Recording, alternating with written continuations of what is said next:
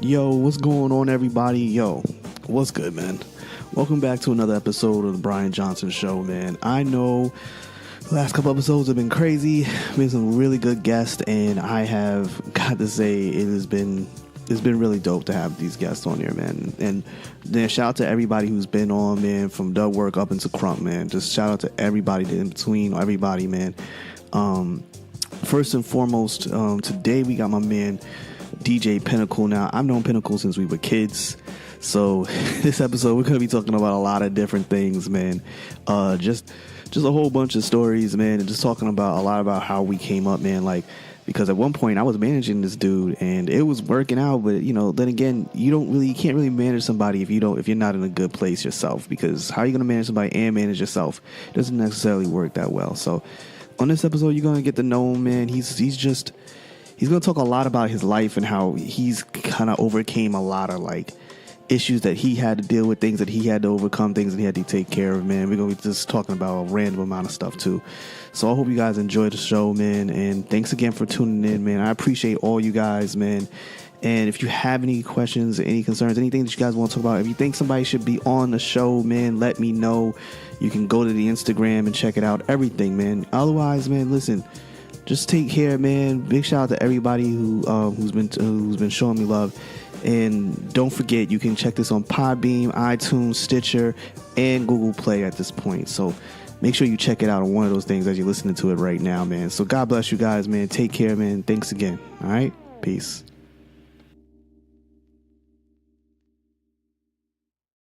Go. Yo, what's going on, everybody? Welcome to the Brian Johnson Show. Another show. This is episode 9. I got 9 people. Yeah, I was blown away last episode when I said I did 8, but now I got 9, and today I got a really cool dude, but this is my man. And like I said on the last episode, man, some people are friends and some people are family, man. That's right. This is my man, 100.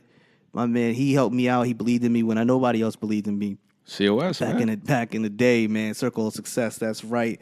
My man, DJ Pinnacle. He's like a brother that I never wanted, but I love this guy. Wow. Wow. That's what we doing now. Welcome to the show, Mr. Pinnacle. Now, yo, please introduce yourself to the people, Mr. Pinnacle. Oh, what's going on, y'all? DJ Pinnacle right here. Teaneck, New Jersey is where I reside. Born Patterson, New Jersey. Mm-hmm. Know it is highwayman through and through. I mean, I got to shout out my brother Lenny. Yes. Representing Howard, but myself, I did attend Hampton, so you know what time it is. Bang. There you go. Taking shots at Dub. That's my brother, though, man. Shout out to him. That's my brother, though. Congratulations again on the little one he just had, man. Yeah, facts, man. That's a blessing right there. Yo, so, Pin, let's jump right into it, man. Let's go. Let's go right into it now, man. Now, you're a DJ, correct? Yes. And you are what we call a working DJ. Some people say they're DJs. That means they do family events. This man has been working as a DJ for how long now? I would have to say started doing basement parties in like 05, 06, but then really didn't really hit like, professional. I would say more like 07. Yes. Like around there. So you know what I mean? So I've been doing this for a while. You know what I mean? Doing this for a while. Now, you started out, I remember back in the day, you came over from Patterson, you moved to Teaneck. Yeah. Now, when you came over, you instantly, you ingratiated yourself into the lifestyle. You met a bunch of people. I'm guessing you could have friends and everything else. Yeah, Now, when did the inkling for DJing become something that kind of like sparked your interest? Because I'm circling this around, I'm guessing around 10th grade of high school. Did that start coming into play? I mean, for me, like, I've always been into music for, like, since I was little. You know what I mean? Mom Dukes. Yeah. Will play, R&B. Mm-hmm. And that's how I know, like, all the old school, like the Phyllis Hyman, Luther Vandross. I mean, you know what I'm saying? Already. He's going with his His knowledge of music is very, very extensive. Just FYI. I mean, I could take you back to Motown if I want to, man. I could do Smokey Robinson, Temptations. Now, I mean, we could go there, but that's for another episode, with music episode. We're gonna stick to what's going on like that. But that's like when it started young. Yeah. Yeah. But then it really, I would say, got more into it when my mother remarried. For the last time, and I mean, shout out my pops. Okay. His birthday is Friday, so Pop Dukes. Big shout out to Pops. You know what I mean? Pence Pop is the truth, y'all. If you ever get a chance to meet him, have a conversation. Go ahead. Yeah, man. Because he pretty much integrated me even more into music because he was in a band. Right. So he had all the vinyl lying around. Mm-hmm. You know what I mean? Matter of fact, I actually got my ass whooped for scratching up Michael Jackson Thriller. This is not, for people who know this band, this is not very hard to believe. You know what I mean? Ben is a mischievous dude. He likes to get into shit. You know what I mean? I seen it. He had like the old school turntable, you know what I mean? Mm-hmm. Like the really super, not even Techniques. It's like before the Techniques. Right, okay. And then I was like, yo, let me see. I always always thought about being a DJ. I was like, let me see what the era it's about. And then for the Eric John. My bad. I'm sorry. You know what I mean? But yeah, Pop Dukes, man, put me on. And then when I was little, if you're a true Bergen County kid growing up, right, you've been to the skating rink in Bergenfield. Yeah. You know what I'm saying? So that's where I got my first taste. Facts. Becoming, want to become a DJ. Right. So it was cats like Kid Capri, which is my favorite DJ of all time. Right. DJ Crypey, shout out to him. Actually, DJ with him a couple times as coming up. Mm-hmm. He gave me tips. Funk Flex before Funk Flex was like, Funk Flex. Exactly. You know what I mean? And that's when you had B.I.G. walking around, Foxy walking around. Ooh. Wendy Williams was still on Hot 97. Havoc. God rest. It was Havoc. No, it was God rest his soul. It was Prodigy. Got punched in the face by Redman. Right. Yeah. God rest that man's soul. You know what I mean? So I couldn't skate back then. Right. I still can't skate now, FYI. But my brother skaters behind off. Yeah. But yeah, my thing was, I'm gonna just walk across the skating rink and go into the DJ booth. Right. And that's how I climb up there, and I'm gonna go over there like, okay, this is what they doing up here. All right, cool. I'll just watch them. I see the females, dancing this and there. Mind you, this is 18 and over to get in. Right. I'm about 11, maybe. 11, 12. This is crazy. So I'm a kid. You know what I'm saying? Yeah. I'm a kid. Me and my brother, we kids, we chilling with 18 over people. You know what I mean? Right. So it was a cool experience. You know what I mean? But that really introduced me into I really want to, take this seriously. And then going into high school, my biggest thing was recording DJ Clues, Tuesday nights. That's when he dropped new music, so I would just record. That was a big thing. That Mexel tape, that gray one was like, if you had a gray one, you were really serious about your music. No, definitely. So like in high school, people like, yo, John, can you give me some music? This and there. I'm like, yo, all right, cool, I got you. I'll go home, copy it on a cassette tape. Yo, here. Nice. You know what I mean? And so I got integrated into music that way. And then when I went to school in Hampton, I was dubbing CDs.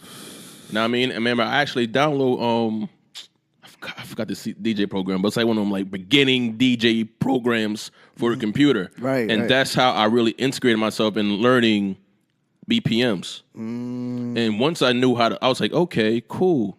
So once I really know what BPMs is about, to getting the timing right, this way you can blend music. Next thing you know, I'm DJing dorm parties. How was that for you? That was love, especially because Hampton wasn't co-ed. What year did you go to Hampton?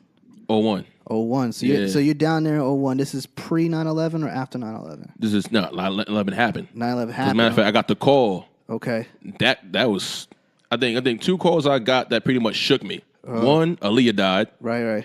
And everybody knows me. I'm one of the biggest Aaliyah fans ever. Right. And then I got the call about 9/11, which shook the hell out of me because my mother was like, a lot of stuff was going on. But a lot of stuff was going on. And then she was brother. like, don't be alarmed. Don't be alarmed, but your father just went over there. Oh, wow. To help. I'm like, huh? And the crazy part about it is, as an adult, I just found out my father was supposed to be in the building for a meeting at that time. But by God's grace, the meeting got canceled. He stayed home. And then boom, planes. I mean, being that far away at that time must have been freaky for you. Oh, it was. I couldn't do anything. Yeah, you're helpless. You know what I'm saying? Like, I remember class being canceled. Everybody like turning the TV, getting phone calls from my mother, from my aunts. Right. You know what I mean? That was a crazy time. You know what I mean? But like, yeah, me DJing the dorm parties was like, it was dope, man. That's cool. And I mean, it was my cousin's ex-boyfriend at the time. He was actually interning at Power 105.1, and he had turntable set up, so he would teach me a few things here and there. So this is when that's happening. And you came home from Hampton at that point. Yeah. Now you had come home from Hampton. What year was that when you started like getting into the radio? Really taking it seriously. I mean, not taking it seriously, but really like trying it out on my own. Yeah. Would be about like 0506. 0506. Now I mean, I would have like basement parties. Right. Now I mean, people would come through, and I had like this Newmark CDJ early controller joint like. Now you learned on vinyl, am I right? You learned on vinyl. I learned on vinyl, but then I went to CDs. I got you. And what I would do was with the CDs, I would have at that time I was working at Best Buy. Right. So I would be getting the mean discounts on all the CDs that came out. So I would be like, yo, I'll be racking on CDs, and then you know the booklets that you put the CDs in. Right. They come in like 120. Yeah. I would cop those. So I had about 8 of them. Yo, I would travel to clubs with them. For all those who don't understand what we're talking about right now, getting a CD, hell, if you got a CD early was the equivalent of getting Jordans early. Facts. It was like you were the man. Like I can remember clearly the day back in the day, I got Mace's CD. Yeah. I got Mace's CD, and I got it before everybody else got it, and it was like Double up. I was like the man, yo. I got Mace's CD 2 weeks before. Oh, it's big. And I remember I got Nori's first CD. Yeah. Oh my God. It's huge, Joe. Like if you that dude in the hood and you got the CD first, yes, you're that man. Yeah, you are, brother. Know what I yeah, mean? you are. People will will come to you like, yo, let me burn it, or like, yo, let me borrow it. Mm-hmm. You know what I mean? It was a gem. It was a jewel, especially if you're a music head. You know what I mean? But yeah, man, I used to write down on every CD that I burned because I would actually make doubles.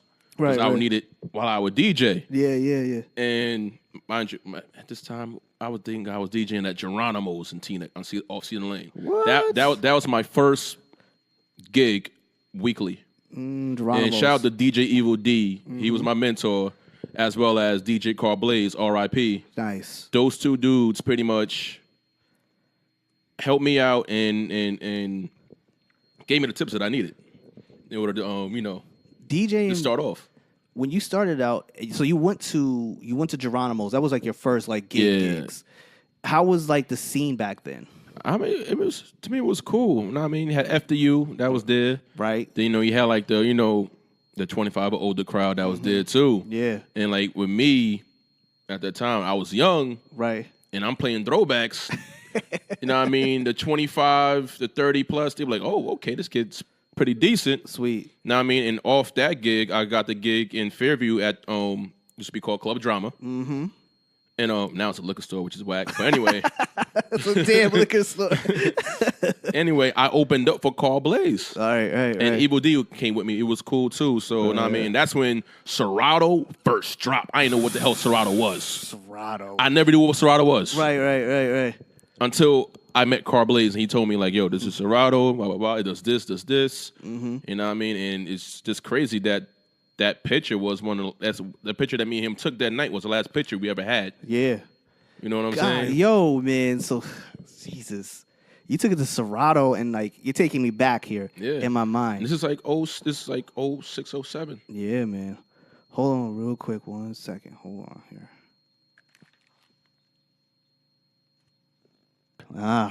That Evil D gave you your first break and you kind of got your first foot in the door as a resident. You were a resident DJ there on Thursday nights. Yeah, Thursday night resident DJ. Mm-hmm. Did you get a lot of your people trying to get in the spot? Thursdays used to be crazy. Everybody would get in. Students at that time you're at a college age, so yeah. That's I mean, thing. So even people I know that wasn't even 21 was like, "Yo, get me in, yeah, get me in." yeah. I mean, but it was love. I always had that support, and people came out. Then once it actually yo, this this kid is actually pretty good. Right. And then things took off from there. Did you ever, at that point, you had built up some hood celebrity? What did your friendships begin to change? Did you see a change in people around you? How people reacted around you at that point, or not? I don't know about like her celebrity, but it's a little bit of a celebrity. I mean, you're a but- DJ getting the bookings and stuff, man. But I mean, some people. I mean, usually my day ones, but always been my day ones, and that never changed. Right. But then it's always like the business. Like some people that did for you at the moment, some people when the moment's not there, they dip. I got you. Know what I mean? That's like that back then. It's still like that to this very day in 2018. Industry 101. Not everybody's going to be the same. Oh, never. People switch up like that. Yeah, exactly. Now, when you're at Geronimo's, things are rolling for you at this point, right? Yeah. How did things start to translate where you started? I know you started moving in towards the radio. Yeah. And how did at that time, I know it was Hot 97, Power 105 were beginning to were in their, not their beginning stages, but they were beginning, the rivalry was beginning at that point. Well, pretty much like Hot 97 was the A show. Yes. You know what I'm saying? Yes.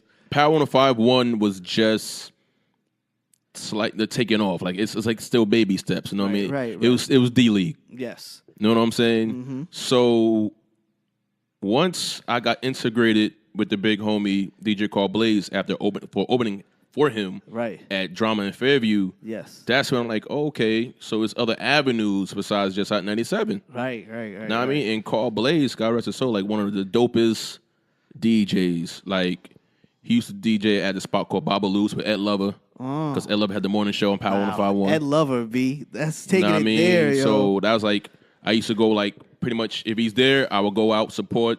Mm-hmm. Know what I mean? Say what's up, learn, listen. Right. You know what I'm saying? That's one thing about Penn. Penn can be a sponge, man. He can be a major sponge. When he wants to be, he gets locked into something, he sponges that. No, definitely. Yo. No, definitely. Like I learned like how to not just play music, but how to read the crowd. Right. And that's what a lot of DJs or quote unquote DJs. Yes, we're gonna get into this quote unquote DJ life. No, I mean don't understand. They think just they go play a hot record. Right. They dope. Yeah. But yet, what you playing after that? Right. What you mixing after that? Yeah. What you mixing after that? Exactly. You know what I'm saying? So you need to learn how to read the crowd, and that's what Carl Blaze taught me, how to read the crowd. Know what I mean? And how to switch it up. Do you feel like these new DJs respect the craft and understand the craft of DJing? You have some that do, but then you have some that just do it just to be cool. You know what I mean? Like, just because you put a DJ in front of your name don't make you a DJ. Right. What do you, is DJ, who's that DJ Academic? Is he like, was he ever a DJ? I don't know. I don't know. Yeah. Because I haven't heard of academics until like social media. Yeah, exactly. You know what I mean? And to me, like, and I think he's from Jersey too. Right, he's from Jersey. So, yeah. and I trust me, we had a new, back in the day, I think it's like 08, 09, 2010, like we had a Jersey coalition of DJs. Right. I think I remember that. I remember you saying that, yo, if you're in Jersey, you know you're a DJ, everyone kind of knows each other. Exactly. If you're a Jersey DJ and you're out there doing it, like you actually like made a name for yourself, you know each other. Yeah. Know what I mean? Like, Yeah. it's been like, just shout out a couple of DJs. Like, you got the DJ Cali Cows, you know what I mean? The Wallas, you had the DJ Frosty. Right. You know what I mean? Spin King. You know what I mean? So everybody pretty much knew each other. You know what I'm saying? Like T Moody, another dope Jersey DJ that we all came in the same circle. Right. So there's no way you guys wouldn't know each other. In that From like Bergen County to Passaic County to Essex. Like we all pretty much work with each other. So like you knew who was hot, right? And you know who was stunting. I got you. Now, back in those days, like I used to see there was a lot of DVDs being put out. You know, shout out to French because he was like putting out the hood DVDs like a motherfucker. These DVDs, and they featured a lot of DJs. They featured a lot of people. Now, back then, I remember you had gotten with some people from Hot 97, and at that time, I knew you started moving. How was that for you at that time? I know at that point, you were just like, "Yo, I'm getting here. I'm getting honestly, something." At that time, it was surreal because I remember from just DJing, you know, little joints here and there. So like actually, like I was like, shout out to DJ Bobby Trends. I was his opener at one point. You know what I'm saying? So I'm DJing on Monday nights. Tuesday nights. Like nights normally people don't go out. Right. But yeah, I'm there and it's actually industry heads there. Whew. You know what I mean? And that's when you turn on Hot 97 and Trends is on. Yo, shout out DJ Pinnacle. So then I get phone calls. Yo, heard your name on the radio. You know what I'm saying? So that's when I'm like, oh, okay. So maybe I'm really doing something. Right, Know what I'm saying? And then I'm meeting celebrities. This is like early, 10s, like 2010, 2011, At this 2012. time, are you still working at Best Buy at this point? No, I've been left Best Buy. Okay. Honestly, around the time I hooked up with Trends, I was actually DJing full time. Okay. You know what I'm saying? That's why I was able to DJ during the weekday, not just weekends. So you industry time, you were DJing during industry time. You know what I'm saying? And pretty much. For those who don't know, industry time is during the week. Everything else, as we call civilians or weekends, industry is weekdays. So like at that time, man, I'm soaking everything in because I went from just DJing local bars to next thing you know, I'm DJing with DJ Drama, DJ Khaled. I'm doing, Day 26 came out. I'm DJing their release party. Right. You know what I'm saying? So, I'm DJing with different radio DJs now. Mm-hmm. Like the Sus Ones, DJ Selfs. Right. You know what I'm saying? All those, I'm DJing with everybody now. So, when it comes to a point when, people know me, people hear my name on the radio. Right. You know what I'm saying? They was like, yo, Pinnacle's really doing it. Mm-hmm. Mm-hmm. I was just blessed at that time to be where I was. You know what I mean? To have residencies in New York City clubs, like premier New York City clubs. Right. You know what I'm saying? Like, there's clubs that got Promenade, HK Nightclub, right. Imperial. You shouting out some major places back then, bro. Like some really heavy spots, man. Yeah, man. Club TNY, Temple. You know what I'm saying? That was taking the Temple, boy. Temple was my first New York City residency ever. And I got a shout out Star DNR. Yeah. Celeb DNR. You know what I mean? They put me on to that back in the day, man. But those days, those were like prime time party days, man.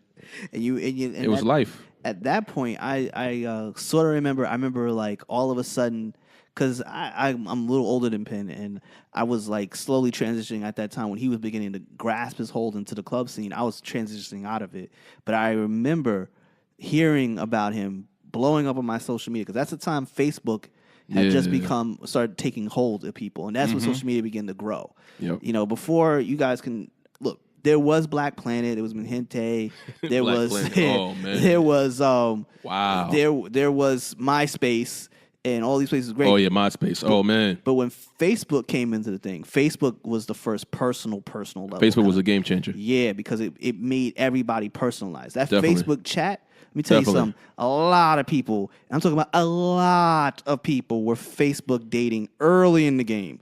Super early. Listen, that's how it was. But I say all that to say. You would also know where the club was. You also know where popping was because you would look on Facebook and this is where everybody's Flyers, going. Making event pages, all that. And all that helped out. Yeah, it was major. And I remember seeing John, Pinnacle, as we say, and I was like, yo, wait a minute. I know this guy. He's from my way. What? Hold up. All of a sudden now, he's no longer this dude I knew from who lived a few blocks from where I live. Literally. He's DJ Pinnacle. That's the first time I realized, like, this man had made a name for himself. And I respect that because not many people at that stage of their lives can say they were making a name for themselves. Now, you had gone through that, and there was a point in time where you had a move. You had to move on from Hot 97. You had to move on from other things, and you decided, like, look, I gotta move my life in a different way, just a little bit. Yeah. Now, when you were moving away from that, and you were going like, all right, I gotta go do my thing and try to build this up. I remember there was a point in time in your life where you were just like, yo, I got these things going on, but I really want to strike out as DJ Pinnacle and try to do your thing as DJ Pinnacle and build your empire. Yeah. Were you afraid of how it would be received when you decided to go your own way? Honestly, I wasn't afraid because end of the day, I had a confidence in myself. Right. End of the day, God got me, my family got me, so I know I'll be all right. Right. But it's a lot of politics, man. Like, and the main reason that drove me to actually want to build my own brand was politics. Yeah. You know what I mean? Like, the industry has a lot of politics, man. It's like, what can you do for me? Yeah. in order for me to help you out. You know what I'm saying? Yeah. And then people like, that's supposed to be in your corner, not really fully in your corner. Right. So to me, I'm like, yo, I can't rely on certain people like that. I need to actually go out here and do my own thing. Mm-hmm. And that's when some people gravitated to that. And some people was like, you know what? You never be nothing. Know what I mean? I have that told to me. Wow. You know what I'm saying? Wow. I can't believe and not only that, people blackball you too. Yeah. Yeah. So I mean, it's been certain clubs that I've been trying to get work at. They're like, nah. So you know what I'm saying? So that built me into want to do this even more. You know what I mean? I came in front. I would say like around the time I was like 28, 29-ish. Mm-hmm. Know what I mean? Like I thought about giving it up. Honestly, I think I was around that time. I came around that. Yeah, around that time. I mean, like I really thought about giving it up, and pretty much my mom was like, "Yo, don't give up on your dream." Mm-hmm. And then like on the DJs, pretty much that I helped out. That those who know the story know what's up. But shout out to DJ Spin King. He was the one that spoke to his brother Star, and Star came to me. Was like, "Yo, don't give up." Right. Know what I'm saying? Right. And I kept going. That's what you have to do. You know what I'm saying? That's what you have to do. I said a lot of people don't know that. And I mean, if you know me, I'm a private person. Like I don't like to. When it comes to the personal stuff, Penn will he'll become a shut door. He'll become a shut door. He'll put on the DJ hat real quick and go ham and talk about shit. But it's like he's definitely like he always felt like. You always feel like you keep a lot of stuff to yourself, and I respect that because you have to. No, definitely protect yourself. Because a lot of people like to take stuff, misconstrue it. Yeah, you know what I'm saying? Yeah. And like I like to keep my personal stuff either to myself or to those that I trust with it. Did you ever feel like, because at that point, I think, well, I remember when this was happening. I think we started linking up at that point. Yeah, it was around that time. Around that time, and let me tell y'all something, man. When you're a new guy and you're out there and you're trying to make something happen on your own, and then you start linking up with a whole bunch of people who are trying to do their thing too, it's a powerful thing. You all feel like you're going in one direction. Yeah, definitely. But it's also a struggle because everyone has their own idea of what they want to do. Yeah. Now, I remember we started a show. We started a radio show that went really well. Real Biz Radio, that was really dope until... Yeah. Shout out to Bill. Shout out to Danielle. That's to me, man, we would have been the real Breakfast Club. Yeah, we sure honestly. We had the blueprint. Yeah, we had it locked down, and this is when the Breakfast Club had just started airing, and they basically had our idea, and it was just we were trying to go ham with that, but situations happen at that point. Yeah, and we needed to make changes, but. I remember clearly at that point, like, you were like, I got to push for what I got going on. Definitely. And thank God that you did do that. Because I think that when you decide to go and push yourself to that level, at that point, Penn began to excel at, like, learning how to value his brand. Definitely. So speak to me about during that time. And because we had a load of people that were like in that zone that were talented and there's a lot of talented people artists and everything. What do you take away from that time? Or take me back to that time? What was going through your head during that time? Well, like around that time, like I knew like I had to put a chokehold on my brand on a business tip. Yes. Like people knew that I was like I was talented. Yes. In DJing. Mm-hmm. But now it's like, okay, you're talented, but what else you got to show for it? Like, what else can you do with it? Yeah. How you going to market yourself? How you going to build yourself? Yeah. So at that time, then that's when I'm like, that's what I need to do. Mm-hmm. You know what I'm saying? So just doing research, seeing the best ways to try to incorporate myself in different things. And then I also try to, instead of just doing clubs, because I was just doing clubs. I remember this clearly. It was club all the time. You know what I'm saying? I was like, you know what? Let me integrate myself in doing weddings. Right. Let me do some baby shower. Let me do private parties, corporate events. Yes. So that's another way that I was able to build my brand off that. Yeah. You know what I'm saying? And that really helped out the Pinnacle brand a lot. You diversified. Exactly. The beautiful word, diversify. And then, like, around that time, that's when I started clicking up with different people and then started BCB. Yes. You know what I'm saying? And let me tell you something about BCB, man. BCB, very loyal group of guys who they're building a stable foundation for themselves and building a name. And I think that's super important for everyone that's listening. So when you were building that brand, you were building this point. So take me into me and you were working together at one time. I was managing Pinnacle at one point, and it was a beautiful thing. But I understood, like, as time went on, around, I would say around 2013, about 2014, we both decided that we both needed to change. I needed to make some change because I needed to know more about who I was. Exactly. And Penn knew what direction he was going in. Yeah. I was flip-flopping. I remember Delwork telling me straight up, like, I couldn't manage him anymore. And I remember when I came to you about it, you were like, bro, I already know. Like, I kind of got this now. And that right there, I got to say thank you for doing that. Because when you did that, you let me take care of my business and didn't put me in a place where I need you and you weren't all about yourself. Yeah. And that's something I respect more so than anything else. It's because you were being you. Yeah. And you weren't trying to be selfish about it. You were like, yo, you got to do your thing. Yeah, but at the end of the day, you always going to be family. Yeah. So, you know what I'm saying? Yeah. So, but not many people do that for people. People do it for their own selfish reasons. You know what I'm saying? I mean, deaf. But end of the day, like, people come to your lives for a reason. Yeah. Whether it be good, bad, and indifferent. I think we had a great run. But we had a fantastic run. The run was dope. Like, it was cool, man. We was doing shows and everything else. Mm-hmm. All that was cool. But when it comes to, like, you know, it's certain things that we need to know about ourselves and about the business first before we can take on something else. Right, exactly. You know what I'm saying? That's pretty much what that was. Right, and that's important. That's important. And sometimes we get caught up in our own ego.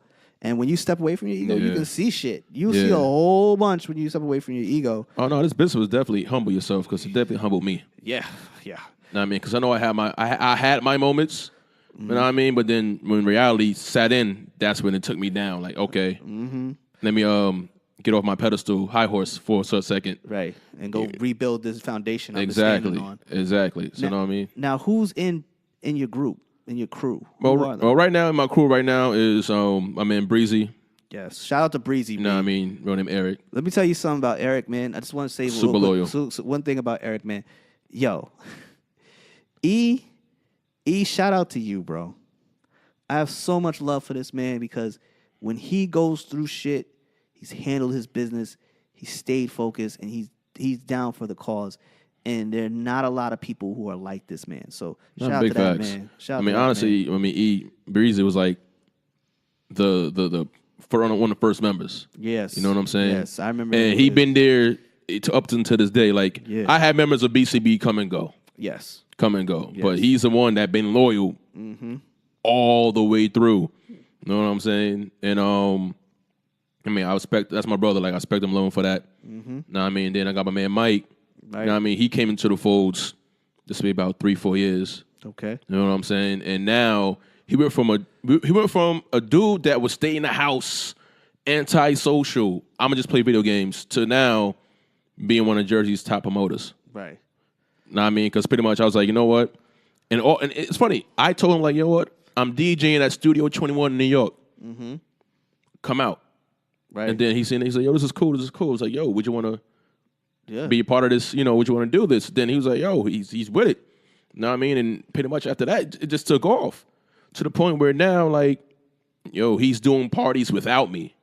You know what I'm saying? Like, he's doing his own thing. Like, if I'm able to, like, you know, assist him in certain things, he takes care of the rest. Right. And to me, if I'm able to open up a door for someone and they can actually benefit from that, I feel like I've done my job. You're building a team. That's part of building a team. Being a leader right there. Exactly. Because end of the day, man, you don't tell people what to do, but you show them how to do it. Exactly. And that's how you become a boss. And if they want to take the knowledge and do something with it, then you're doing the right thing. Exactly, man. We all got to eat. Yeah. You know what I mean? Yeah. The table can't be leaning and got to be level. Exactly.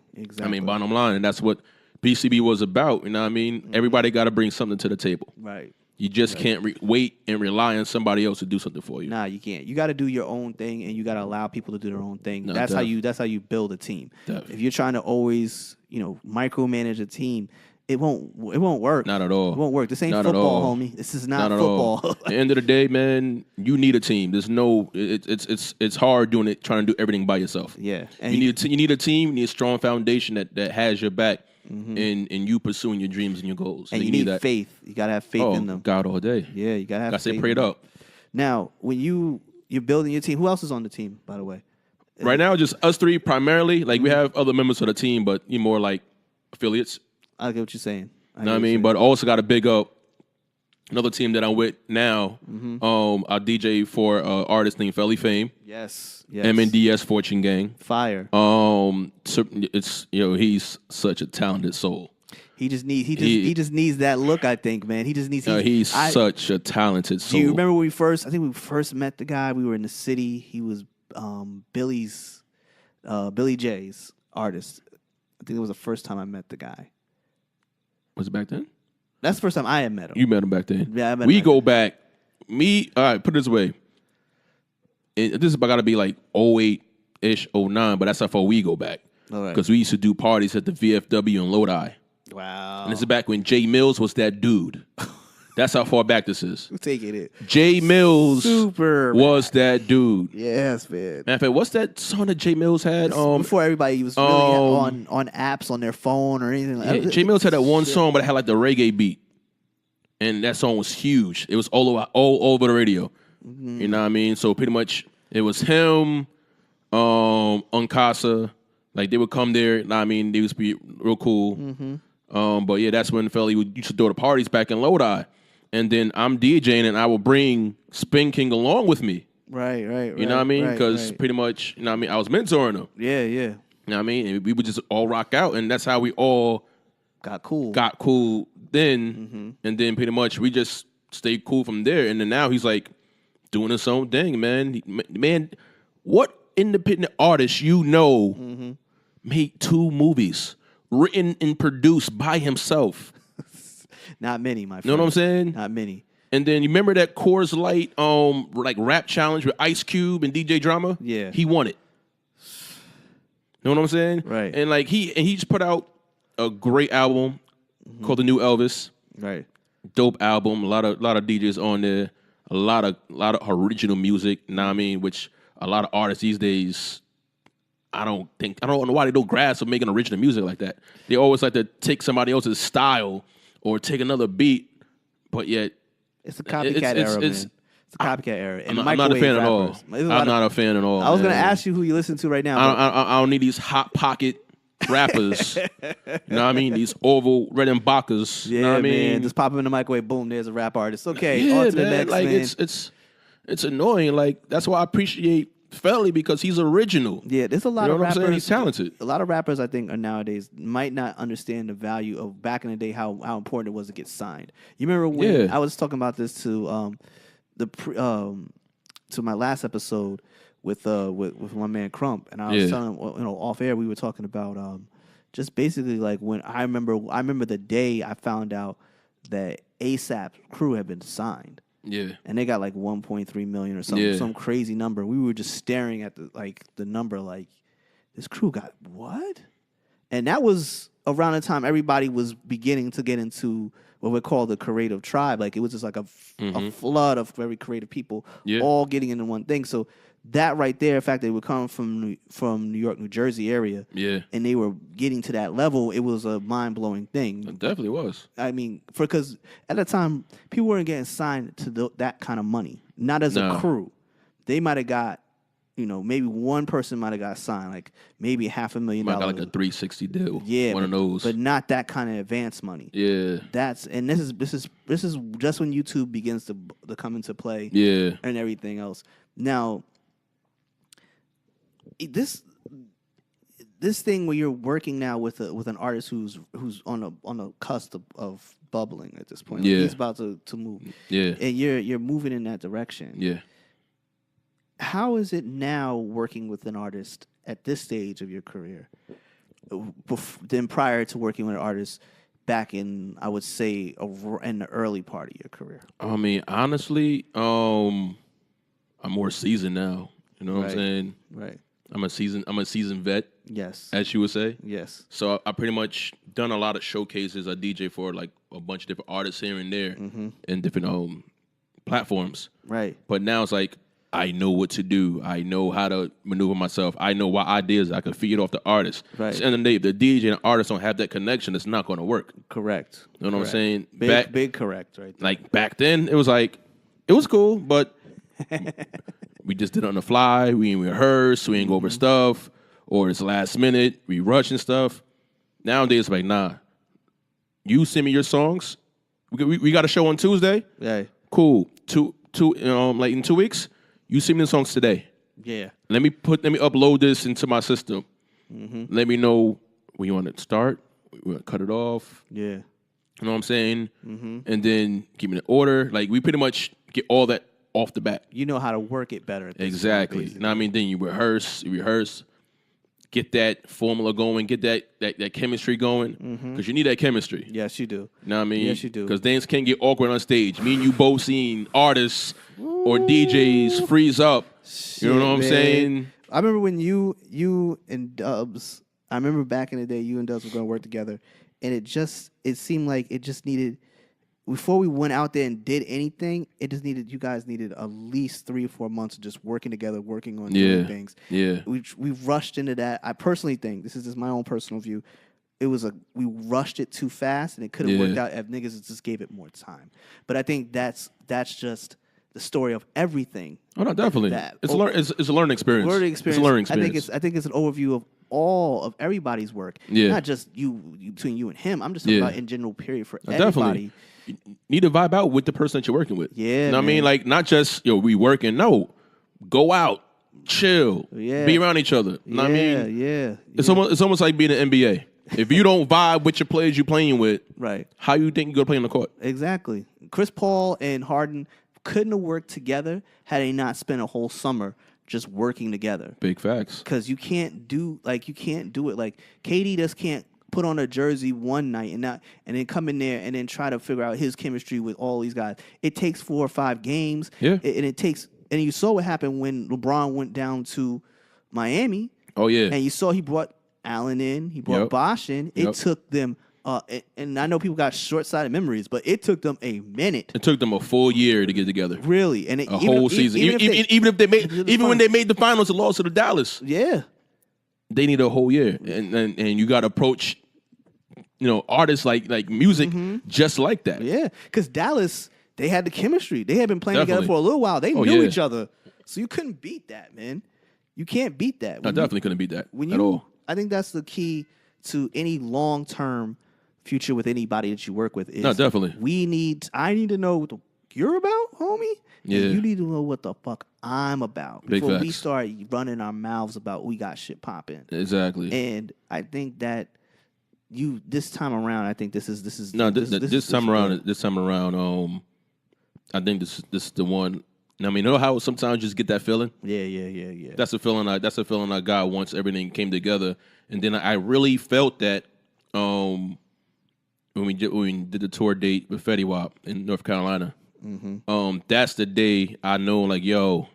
Was that just? I saw you put out a video a few months back when you were. That was then. That was in February. Yeah, man. Now I mean, you got about 1,500 people. Screaming fans, you know what I mean? And the energy was so real, the love was so real. You know what I'm saying? And I was just grateful for the opportunity to even be blessed on that stage, you know what I'm saying? Yeah, man. And then mind you, Fetty Wap's crowd is 90% Caucasian in North Carolina. Yo, what? 90% Caucasian. That had to blow your mind. Oh, man. OD. I would say about maybe like 8% black, and then they got like a lot of Native Americans here, so that's probably the other 2%. God. You know what I'm saying? I would never think that. Yes, definitely. So when that whole day was chaotic, with whole trying to do sound check and stuff. But that was a learning experience in itself. Oh, sound checks definitely was. Always are like to me, like that was like my first like major tour date. I mean DJing. Like I did like showcases here and there, or I did like festivals. Like I did the Puerto Rican Day Festival. I'll Be Back. He played Brooklyn, the movie ATL. Right, okay. I DJ for him. Okay. I mean, that's one of my homies. Right. But like to me, like this toured it with Fetty Wap, like us opening up for him was a huge thing because now we're working with Live Nation. Live Nation sees this. Yes. You know what I'm saying? You're networking and you never know what's gonna take you. So pretty much I went from opening, like I'm DJing, getting the crowd hype.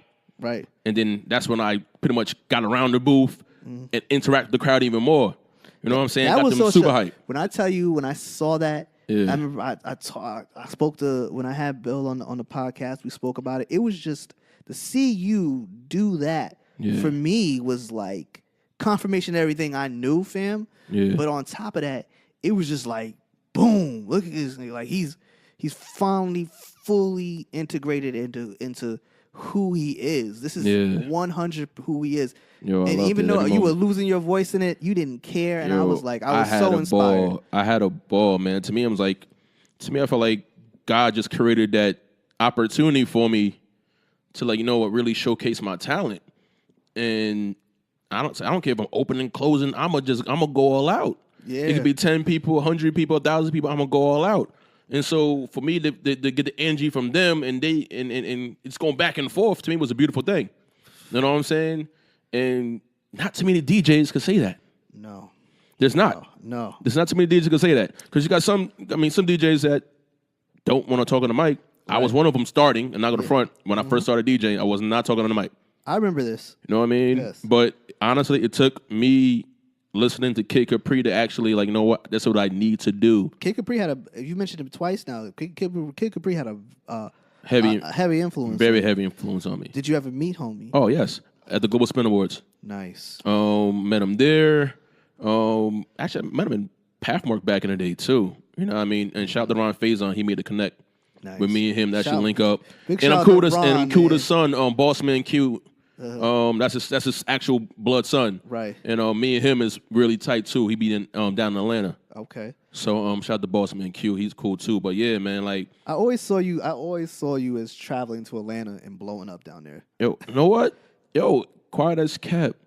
I thought about moving to Atlanta like 6 years ago. Thought about it. Now, I mean, something told me to take that leap, but then it's like my family's here. So that's kind of like the thing that kind of kept me here, but I always wanted to move to Atlanta. Like, every time I go to Atlanta, it's always love. Yeah. It's always love. I can see that happening for you, man, because people down in Atlanta are different. But it's crazy, though. It's crazy how sometimes you got to go out of state to get love. Well, here you go, man. No, real talk. I keep it. We keep it a thou. Yeah. On the Brian Johnson podcast. Thank you, sir. We are keeping it a thou. Let me just break this down for you, man. People don't think you're special in your own place because they've seen you for so long. When they don't see you and you come from another place and you go somewhere else, you're considered special because you're not something they get every day. If I told you to go sit here and every day for lunch, you're going to eat McDonald's, on the dollar menu, you're going to eat the number 2, you're going to eat a double cheeseburger every day. You're not going to think that's special, right? Exactly. But if I told you, you're going to go to Red Lobster and you're going to get the shrimp dinner. With the cheddar biscuits. Cheddar biscuit on this day, that's special, right? Exactly. So I finally figured that out because I used to think, why don't we support ourselves? Why don't anybody support each other? It's crazy, though. I realized, like, that's so crazy. Because you think I'm regular, I'm not special enough for you to support. Exactly. So I'm not going to support. And 2, you might feel like, the hate is still there. Oh, yeah, it is. There's a lot of people that undercover hate. Yeah, man. Smile in your face, but yet quick to talk behind your back. Or they and then you find out they talk about you from somebody else. And then on top of that, they'll give you the pound and the we'll link up now. Oh no, I get the yo Pin, what up, bro? Yo, we been doing this, bro. Yo, bro, we been trying to do this party. Like, bro, you was just talking. I heard you was talking shit about me. Like, what's going on? Like, small world after all. Like really? Know what I'm saying? Like, but they're gonna look you dead in your face though. They'll look you dead in your face and ask you for a favor. Yo, big facts. Yo, big facts. Son. Big facts. Like you get mad at me because you did something to me and I don't want to do anything for you. And I mean, you owe me money, but yet you want me to do A, B, C, D, and E, F, G for you. You know what I'm saying? Right. And that's always been a case. People owing you money and stuff. And big facts. I think that's something every DJ no matter where they come from, has to deal with that. Oh, yes. You get the runarounds from these promoters out here. Yeah. And that's why, like, I was able to start my own thing, like Firewaters. Right. Oh, we didn't even talk about Firewaters. Firewaters was a run, brother. Yo, Firewaters, we had an amazing run before the BS. For those of you who don't know, Firewaters was a local little local drinking spot that everybody kind of went to. Yeah. When Penn got his foothold in that place, it became Turn like it upside down. It became the place to be. And in this area, the place to be is New York. But when this came on, everybody started gravitating here. It was a major thing. It was a major thing. I got to talk about this. Know what I mean? Because Firewaters used to be, they had events back in the day, but then it died down for a long time. It was dead. Right. So once I finally got my foot in the door, I was like, all right, did one Saturday. It was dope. Yes. Did wait a couple months. Did another Saturday. It was dope. Yes. I was, you know what? Let's try this weekly. Yeah. So we started doing Thursdays. It was doing pretty decent. And then we was like, you know what? Let's move to Fridays. And that's when I brought somebody in. I was like, you know what? I know it's you can't do this by yourself. So I brought somebody in that I trusted at the time. Right. You know what I'm saying? To help me take this to another level. But people knew, like, yo, Penn brought this up. Like, Penn resurrected Firewaters. Yeah. Like, I'm not going to front. I brought that place back to life. Yeah, because corporate-wise, they had to acknowledge the fact they had that they had no choice. He basically kept the doors open. Yo, no, definitely. Yeah. Definitely. Like, I could tell you when I first started Firewaters, there was about $14,000 in the hole. Ooh. In the time that I ran that spot, that place went 6 figures. Heavy. You know what I mean? Like, they may not have seen that all that 6 figures because he got, light bill and all this bills and dirt. Right, but yo, they was good money. Right. Lights was going. The only thing that kept it, from sliding off is when the hood gets involved. Yes. You know how that going. Yes. But I'm not even gonna talk about that. I'm just gonna talk about the positives. Right. To me, like, we was the only spot that had people from New York come to Jersey just to party. Exactly. We had people from South Jersey come up to Hackensack just to party. We had celebrities in it. Did you know we had Kevin Lyles in there? What? Get the hell I had a drink with Kevin Lyles. Oh, that's crazy. At Firewaters. Kevin Lyles. And then he was like, yo, Penn, you doing good. He told me, he's like, yo, Penn, you doing your thing. Right. I just can't take no pictures in here because I don't want nobody knowing I'm here. I'm like, yeah, cool. He gave me a big hug. He was like, keep doing what you're doing, and he left. Kevin Lyles. Yeah. That's a name that you would think you're gonna say some rapper or somebody else, but you say some exec who's the major, Kevin Lyles. who's a major. That's a big deal. We had some New York Giants football players in the building. Shout out Dwayne Harris. Yeah. You know what I mean? So, like, people came in there like you would never really expect, like, for free. Like, usually you have to pay these people to come in your spot. Yeah. These people just came in on just off the strength, like, yo, let me grab a hookah, some drinks, I'm chilling. That's a major calling call. Know what I mean? Man, that's such a major calling call. Calling card to do. So I could definitely say, like, yo, I was able to resurrect a building. Know what I mean? Not many DJs could say that. That's on your resume now. That's on my resume. So, know what I mean? So I'm resurrecting clubs, doing tours. Yeah.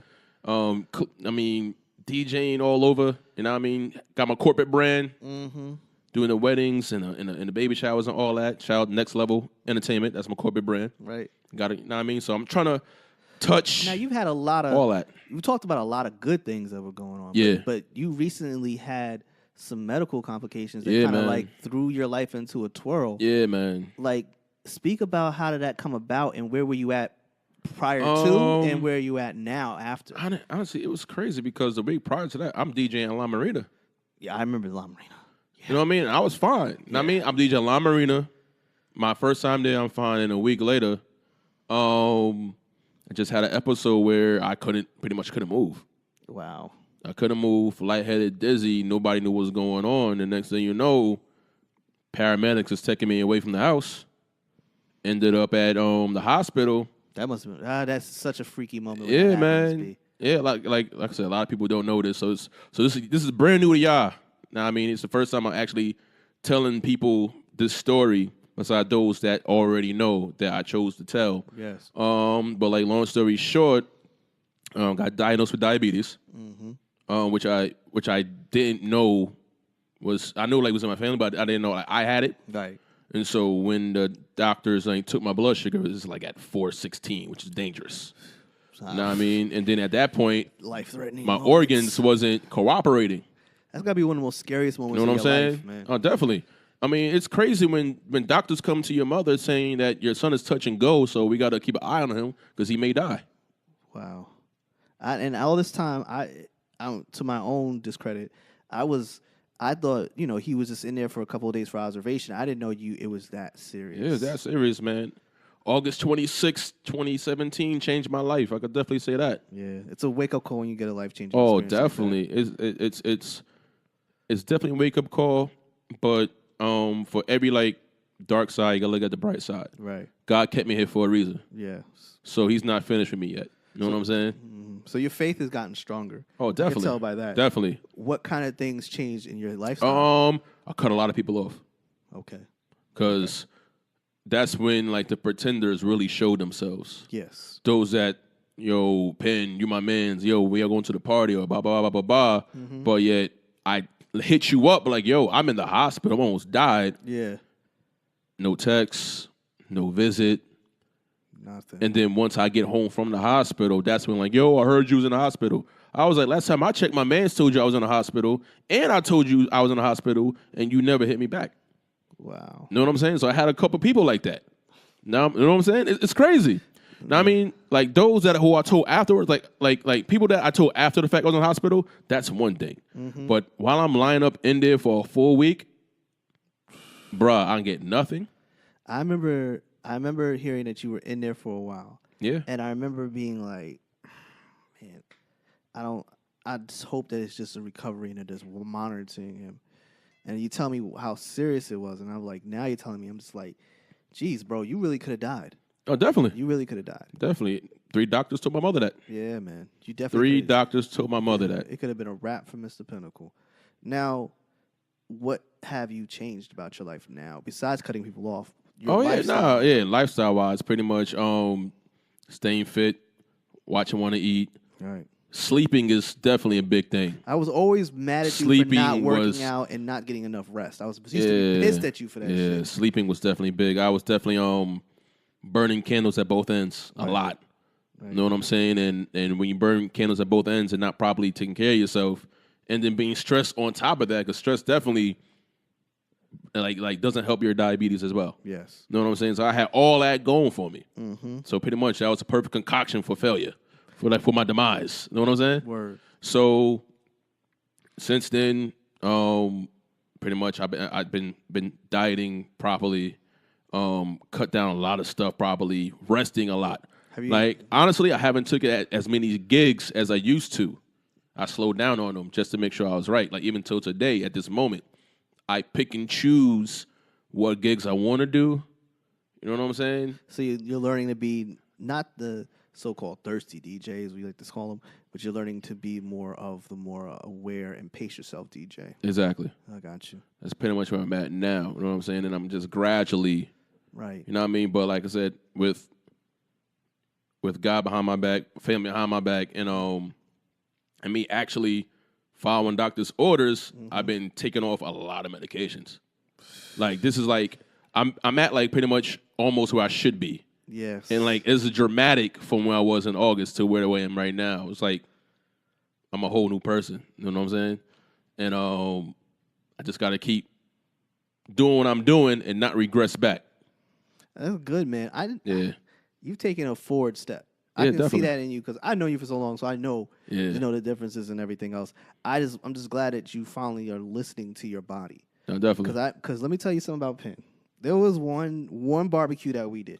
Oh, Lord Jesus. And this story, we're going to tell this story. Why are we telling this story, though? Why are we telling this story, you think man? You're making away without telling this story, Just don't mention no names. I'm not going to mention any names. All right, good. Let's put it this way. We were at a barbecue. And he was the DJ. And let's just say Penn almost went through a 12-pack of Coronas. And he's the DJ. Okay? So he's drinking it. But see, Pinnacle's got a relative of his. And his relative is my man. And his relative showed up with some brown liquor that we will not name on this podcast. Nope. And he started drinking that. And let me tell you something about Penn. At that point, Penn became a whole nother person, fam. Yep. And it's a little crazy. Let's put it that way. Yeah. I can't really go into all the details, but let's just say Penn was on Cloud 9. The kids say I was more lit. than Cloud 9, man. The kids say I was lit. I was on Super Saiyan. The kids say lit. Penn was a forest fire. Okay, like it wasn't just like it was wild. It was one of the craziest barbecues I've ever been to, and it's a legendary barbecue. Let's put it that way. Legendary moments. We won't go into all the details, obvious for name reasons and other stuff. But let's just say it was amazing. It was a night. It was a night. It was a night that we remember as. It was a night I barely remembered. He barely remembers it, but I was there. I watched everything happen. It was pretty crazy. Anyway. Thank God I lived around the corner at that time. Yes, Lord. Pin, let me ask you this though, man. Yeah. Tell the people who they should be checking for music wise right now that you've heard a couple things from, and who are you listening to right now? Check wise. Definitely got to check out my MNDS crew. You know what I mean? Young fella, J Bug, and of course, Felly Fame, man. Really 3 dope artists that bring different things to the table. Okay. You know what I'm saying? And of course, Felly, like, you know what I'm saying, we met over here in Jersey, but he's actually from Pembroke and down in North Carolina. I got you. You know what I'm saying? So he has that flexibility. And young fella's also from down there. And then got my cousin, actually, J Bugs, who's, from the New Jersey area. Mm-hmm. Those are 3 like upcoming artists. Shout out Just Dollars. Yeah, shout out to Just Dollars, man. I mean? Real shit from the hood, from my hood. Got man. shout out Just Dollars. Yeah, man, from the block, man. My man. I mean, he's definitely a dope artist. I mean, we did that mixtape. Mm-hmm. I mean, to me, it was a classic mixtape. I mean, Gotcha. To me, it was dope. It got a lot of love. I mean, let me see other dope artists. I gotta say, my man Live Moolah, you know what I mean, from New York. He's a dope artist as well. Mm-hmm. Used to be called Ferrari Fame. He actually had a hit record that's called Koi that was playing on the radio a couple years ago. Then he had another record produced by DJ Mustard with DJ Will from Power 105.1, another one of my homies. Mm-hmm. Shout out to the Union. He was a hot record. He was a hot artist. Mm-hmm. I mean, besides that, I check for artists here and there. Right. I mean, also got shout out mp3wax.com. Yes. Pretty much they service all independent artists. Anybody's trying to come up in the game, trying to get their music out to like over 67,000 DJs worldwide. Then we got the MP3Wax generals like myself, SNS, Mark the Spot. Shout out Wade Benner over North Carolina. Shout out the big homie DJ Epps in Miami. He pretty much like how Flex is to New York. Yeah. Epps is to Miami. Sweet. Know what I mean? And shout out Fly Guy too. Other DJs that show me love wherever I go. As far as I listen to right now, honestly, I keep it a buck with you. Mm-hmm. I listen to more R&B than anything.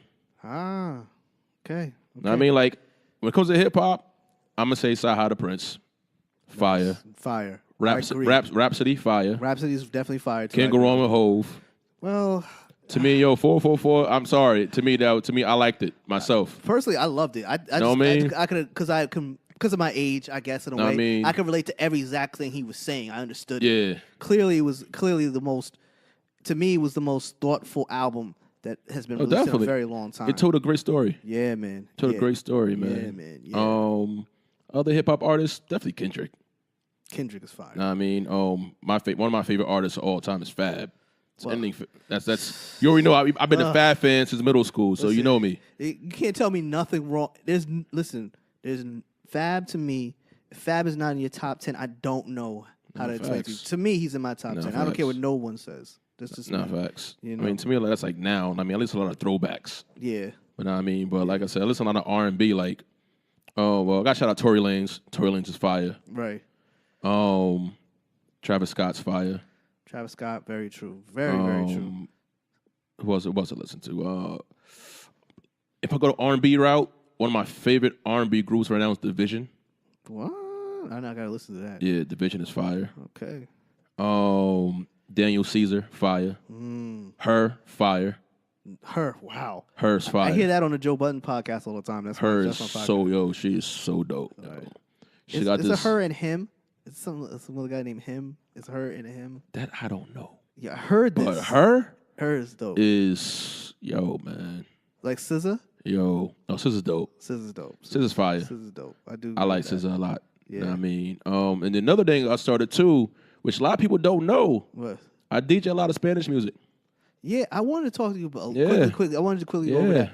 What kind of music are like? Because me, I like Swedish House Mafia and that genre of music. Okay, I love EDM, house. EDM, I love that. I love that. I love that music for some reason. To me, like I said, you know me. For those that don't know me, people think I just play hip hop. No, this guy. People think I just play hip hop. Yeah. Now, I mean, matter of fact, it's funny because I contacted a club today because it's a brand new club, and so I'm like, yo, let me see what's up. Right. You know what I'm saying?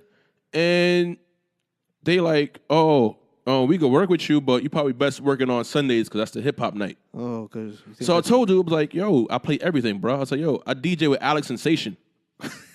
So like, Alex Sensation knows me. Right. You know what I mean? I DJ plenty of parties with him. Yeah. You know what I'm saying? Like, I don't just play hip hop. Yeah. I play that Latin trap, dembo. You know what I mean? Shout out to all my Dominicans. Diversify. You know what I mean? And be versatile. I play everything. Yeah, and it's funny part about it is when I play it, people look at me like, what does this black dude know about this? But the thing about me, sometimes, like I said, you learn to read crowds wherever you go. Right. You hear what's hot. Right. You may not know what they saying, but you hear the cadence. Exactly. If you can hear the cadence, that means you can hear music. Right. And that's the one thing I try to get people to understand, like, yo, I remember going back in school, back in college, I remember someone saying to me, you listen to that white music. I'm like, music doesn't have a color, bro. Facts. I don't know where the fuck who says that? like really? Like, cause I was listening to Korn and I was listening to some other stuff. Yo. And I liked, like, know what's my shit though? What's that? Evanescence. Yeah, but this is and Limp Bizkit. Limp Bizkit, taking it back. Korn. What was that group? I can't. God, why can't I think of their name? And they are the quintessential. They did the record with Hove. Linkin Park. Linkin Park. Linkin Park. Oh my God. Oh, what's the homie name? What's his name? Oh, I can't think of his name. What's homie name? I can see his face, but right? I can see his face, right? But I can't remember his name. But R.I.P. to him, man. He just passed away, and they were a major group, and that's what kind of sparked me to listen to other things. Even when I was listening to Dave Matthews Band, people would be like, "What do you listen?" I'm like, I got my musical palette opened up when I got to school. Definitely, and I know for you, being a DJ, you have always taught me and showed that you gotta listen to everything. Yeah, you gotta be. That's the only way you're gonna make it in this world is to be outside the box. Think outside the box. So you gotta listen to music outside the box. Yeah, I used to come to you and be like, "Yo, did you hear this?" Like, and I'd be surprised when you'd be like, "Yeah, bro." I was like what? Now, definitely, when it comes to the dubstep, I mean, the EDM, the mainstream, the top 40, you gotta diversify yourself as a DJ. Yeah. You know what I mean? Because end of the day, if you look at Forbes DJ list, there's not one urban DJ on the top 10. And that's what these people don't get. No. You know what I'm saying? So now you see more and more minority DJs converting over to EDM festivals. Yeah, I see that. Yo. I mean, like Carnage. Yeah. Wow. You know what I'm saying? Carnage. Why does that name sound familiar? Well, Carnage.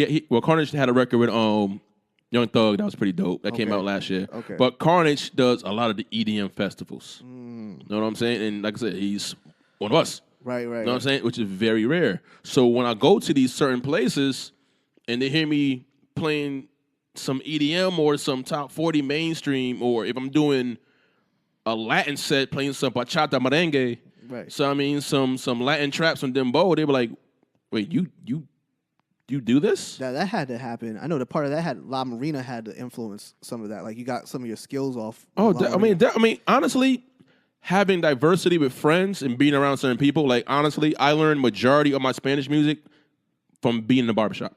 Okay. I mean, I had my barber Spanish. The majority of the barbers there are Spanish. Right. You know what I'm saying? My girlfriend's Dominican, so she put me on that stuff. Right. A lot of my friends that I'm cool with know Spanish music. Yeah. And so pretty much they put me on. Right. Like they put me on the Spanish music, I put them on the reggae. Sweet. Because you know me, you need reggae, you need dancehall, you need soca. But you need Afrobeat, you come to me. When I realized that's what makes a good DJ is when I would go to other DJ sets and they would be so limited. And exactly. Like, you got to play other stuff. You have to. That's the only way. That's the only way you could diversify your situation. Yeah. You know what I'm saying? If you go stay in that one lane, how you expect to get off the highway? You can't get off the highway. because that lane, if you stay in that, you got to get over to all the way to the right lane Exactly. to get off the highway. If you never get over to that Exactly. lane, you're not going to So get you keep there. on traveling that urban field, but yet you want to get to like, you know, the corporate money. You got to diversify what you play. You got to change things. You know what I'm saying? Word. So like that, and that's how I got different weddings. Mm-hmm. You know what I mean? Like, come on, I'm playing Beach Boys. What black DJ you know playing Beach Boys? Hey, listen. You know what I'm saying? You're talking to But exactly. You know what I mean? I could throw on some Frank Sinatra. You know what I'm saying? You're talking to a guy And then- who listens to the Doors and Jimi Hendrix. And So I don't, completely let me understand. start with the 80s with the Aha, the Take On Me songs and all Wow. that. Like I said, exactly. See? I know, yo, it's crazy. You know what I'm saying? Crazy So like stuff, I man. learned to listen to everything. And right now, like one of the genres I really started to get into right now, country music. Wow. Chris Stapleton has a song called Tennessee Whiskey, which is one of my favorite songs. Like I know the song maybe about like 2-3 years old, but it's new to me. Yeah. And that opened up the door for me to listen to more country music. That's wild. I never thought I'd hear you say that. I thought you were going to say metal. I'm telling you. I thought you were going to say I was Yo, metal. I'm telling you, go to YouTube, Chris Stapleton, Tennessee Whiskey. I guaranteed you have the song on repeat. All right, I'm definitely gonna check that out. Now, in this format, you're here now, Yeah. and you basically, this is like your first podcast that you've done. First one, And- Podcast Virgin. Yes. Now, when you say diversify, is there anything that you want to get into media wise that you want to get into? You want to go heavy on a YouTube channel? Do you want to go back and try to do an independent show? How do you want to? Do you want to get into that? Honesty, yo, real talk. I keep it a buck with you. Yeah. Yo, Billy Danielle, what's up? That's all I'm gonna say. And now we can actually really do that at this point. You know what I'm saying? Yeah. Like to me, I feel like yo, that was that time right there was everything. It was dope.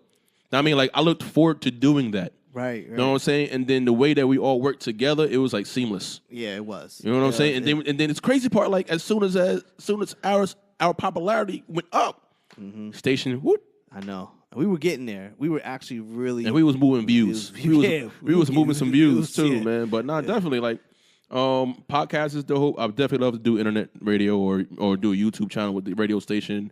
To me, I like that because pretty much you have the freedom to do what you want. Right. I would love to get on satellite radio like a Sirius XM because you got a lot of freedom right there. Yep. I I think that'd be dope if you get on satellite. Yeah. I think satellite's your next move, to be honest with you. Yeah, honestly, like Yeah. I feel like that'd be the way to go. So, besides that, sky's the limit. All right. So, Penn, I want to say thank you for being on this show, man. Yes, sir. Say thank you again for that, man. I really appreciate you being on the show. I'll just give me an idea of, is there going to be a mixtape coming up this year or what? Honestly, it's a possibility right now. Yeah. I'm just seeing how this new wave goes. You know, I got you. You know, the new pen. You know what I mean? So honestly, trying to get it acclimated to everything. I'm gonna keep it real with you, bro. I think if you go out and eventually if you go out and you want to go out and do your own comedy kind of DJ joint where you have like comedians come through and you bring different DJs on. I think if you want to do a mixtape where you got people hosting it and doing everything, I think you'd be dope. You did that. I think if you want to do talent show joints, it'd be dope. You want to do that.